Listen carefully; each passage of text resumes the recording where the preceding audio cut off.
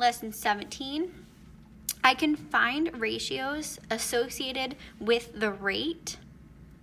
I can recognize that all ratios associated to a given rate are equivalent because they have the same value.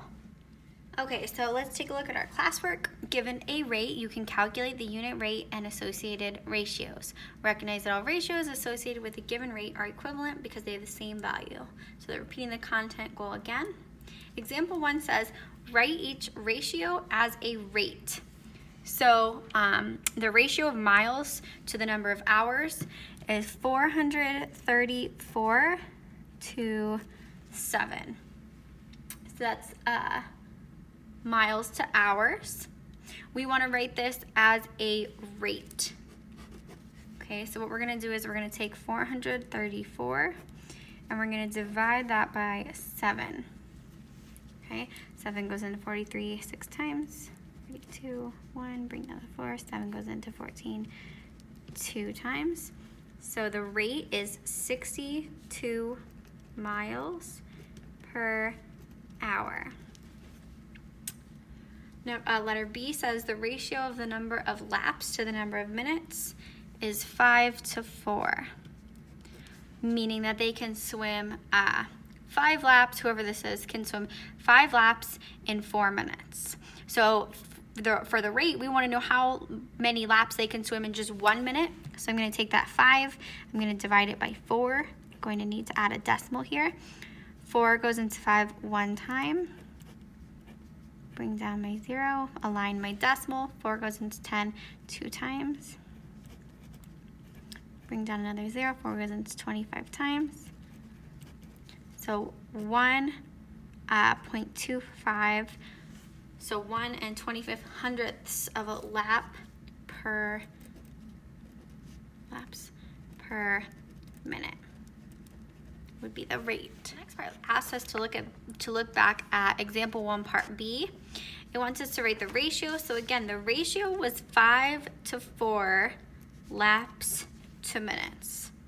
So the unit rate here is going to be, that's asking us to find, what we did was 5 divided by 4, or 5 over 4.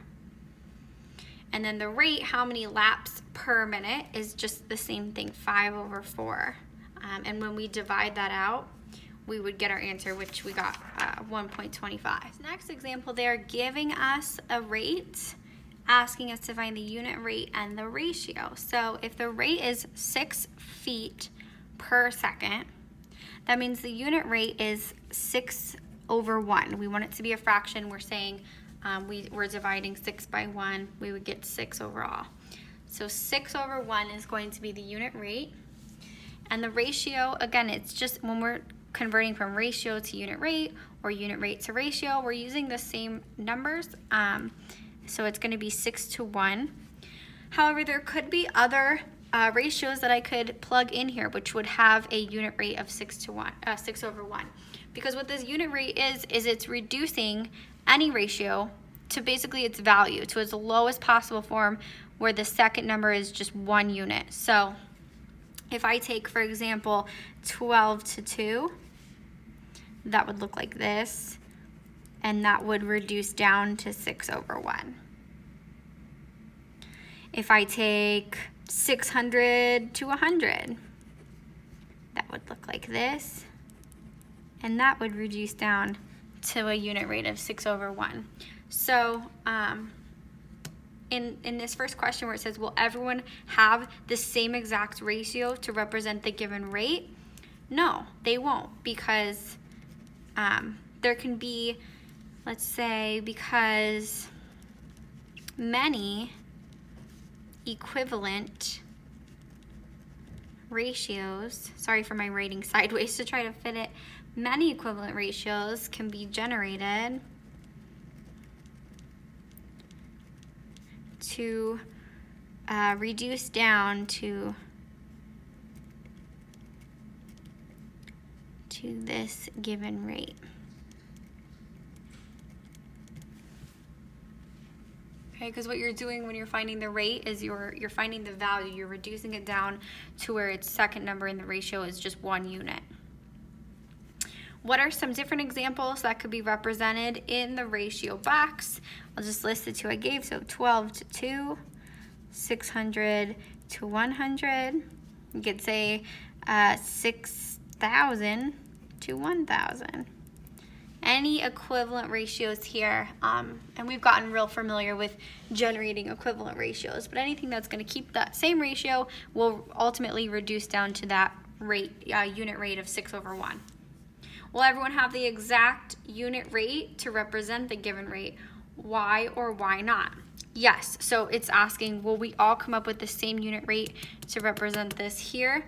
And the answer is yes, because unit rate is the conversion of a ratio divided down to just one unit. So really it's the value, and every ratio only has one value. So we could just say yes, because every ratio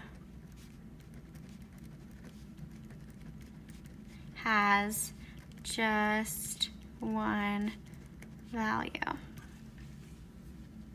Will everyone have the exact rate when given a unit rate? So now it's saying if we are given this, the unit rate, which is essentially the value, as long as it's reduced all the way down to 1, is that going to give me the same rate? But the answer to that is no, because a unit rate can represent more than one rate. And let me give you an example of that. So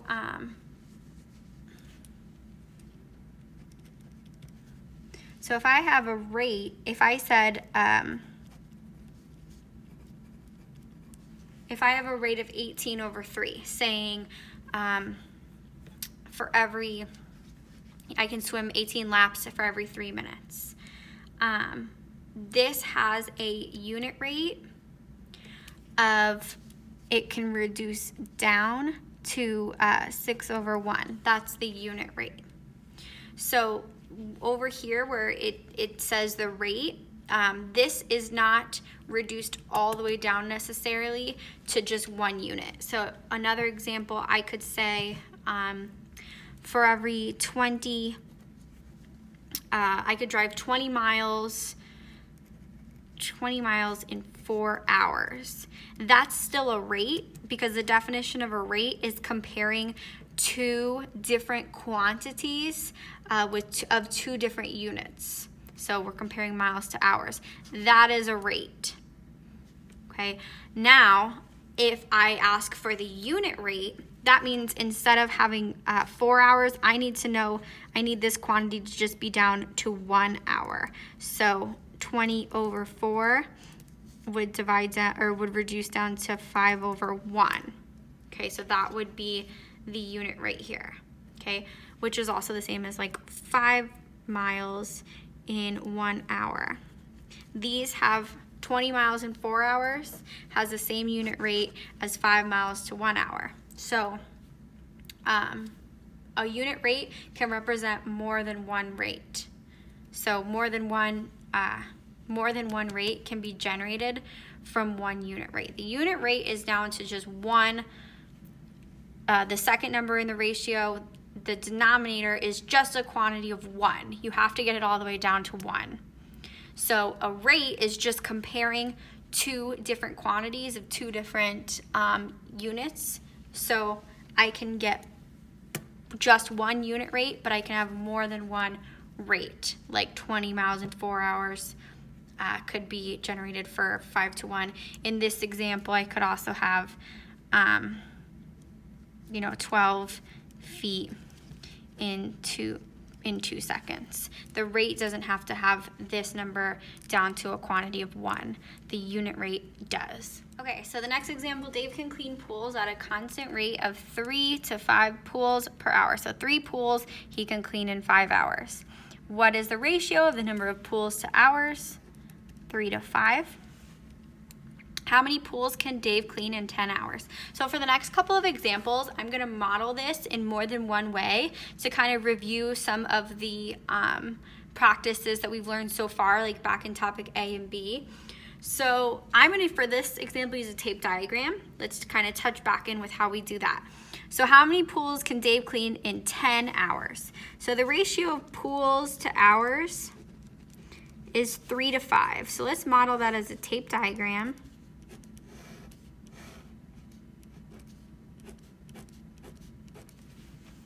So here what I've done is I've drawn a tape diagram, 3 to 5, pools to hours. How many pools can Dave clean in 10 hours? So now if we know, all right, this is going to be a total of 10 hours. Let's figure out how many each unit here would be worth. So take 10, divide it by 5 to see, all right, each one of these guys is gonna represent 2. And up here as well. You guys remember doing this? So how many pools can he clean in those 10 hours? So I know I've got 3 groups of 2 equals 6 pools in 10 hours.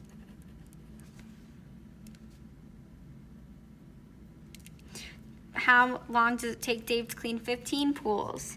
Same tape diagram, 3 to 5. That ratio is not going to change here.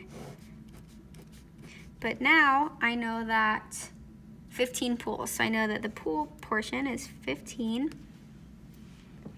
Okay, let me zoom in a little bit more for you guys. I'm gonna divide that up by 3 to figure out how much would go in each box. So 15 divided by 3 is 5. Sorry, that's hard to see, isn't it? Divided it by 3 amongst the 3 groups that we have here. So 15 divided by 3, really shouldn't have wrote over that, sorry guys, is 5. So each one of these is 5. And down here as well. Okay, so let's see how many hours that's gonna take. 5 times 5 is 25. So 25 hours to clean 15 pools. Number 4 says Emmeline can type at a constant rate of 1/4 pages per minute. What is the ratio of the number of pages to the number of minutes? 1 to 4. Emmeline has to type a 5-page article but only has 18 minutes until she reaches the deadline. Does Emmeline have enough time to type the article? Why or why not? So in this example, I'm going to use a double number line to model my thinking. So we're doing pages to minutes are the 2 units being compared. Okay. So in she can type 1 page in 4 minutes. I can see my constant here. I'm going to be multiplying by 4. So in 2 minutes, she types, for 2 pages, it's going to take 8 minutes. 3 pages is going to take, 3 times 4 is 12 minutes. 4 pages is going to take 16 minutes. 5 pages, which is what we want to get to, 5-page article. 5 times 4 is 20. Uh-oh. So she only has 18 minutes. Does she have enough time? No. Because look, guys, it would take her 20 minutes to type 5 pages. So no, because it would take 20 minutes to type 5 pages. So she does not have enough time.